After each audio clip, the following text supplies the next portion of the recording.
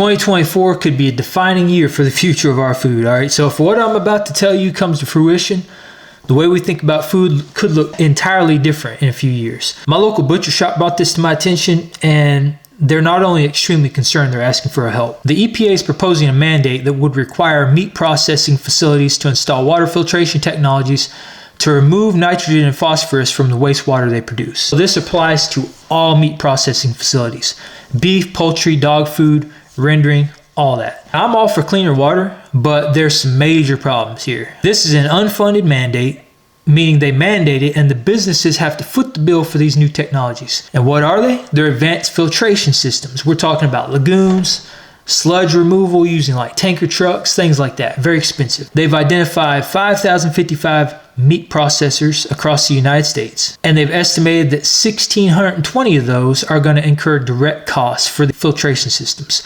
a cost that totals $196 million annually. They're forecasting job losses, an impact to meat supply, further consolidation, and price increases on meat products. These costs, they're going to be passed down to every single farm that does business with them. Many of these local processing plants are barely scraping by due to the Big Four controlling 85% of the beef industry.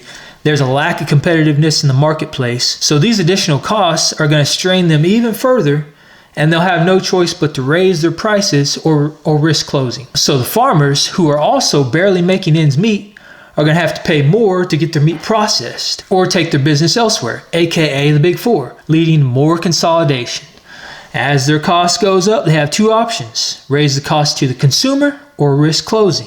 So ultimately, everything trickles down to the consumer, and the consumer ends up paying more. But most importantly, we're going to risk losing more meat packing infrastructure, leading to further consolidation, and risk losing even more farms, making us more reliant on big food. So then on top of all that, all right, if that wasn't bad enough, the EPA plans to monetize the benefits on the meat packing facilities. So in other words, they're taking the potential benefits that are gained from these regulations, they're putting a dollar amount on it. And that dollar amount is what the population, which is us, now owes for our cleaner water and air. So essentially, we're being charged a surcharge for them to cripple our farms and local businesses. They're charging us to gut our local economies, to sabotage our self-reliance. So now not only are we paying more for nutrient-dense food, we now have less access to it, and we're being charged for it. This is a slippery slope because every single farm we lose is one that's lost forever. We're already priced out of the land, so it's going to get bought up by private investors in foreign countries. We take the fact that we have these local farms for granted. We opt for convenience and cheap junk food, and we don't realize we're shooting ourselves in the foot,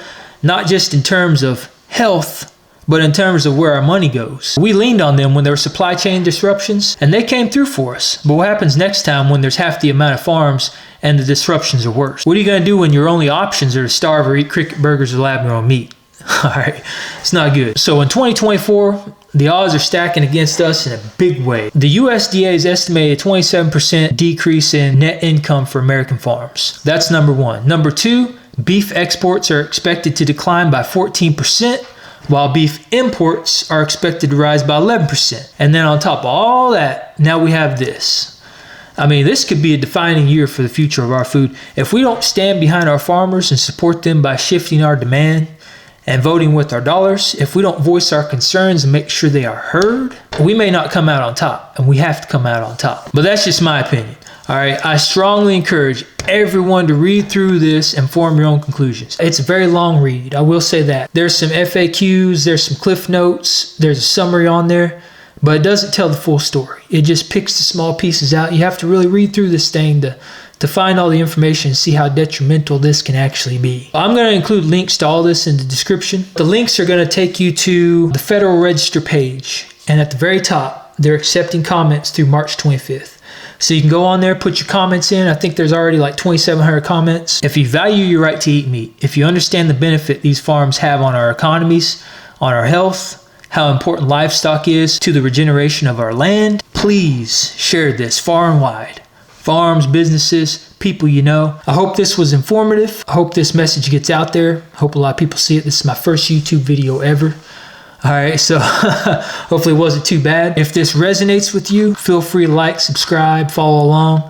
I'm just getting started on this. I've got a lot to say. I'm going to be very active on here. I talk about human health, dog health. I feel like they're both very related, and that's what's going to be on this channel from here out. Like I said, if it resonates with you, like, subscribe, join the Apex tribe. There's going to be a lot more where this came from.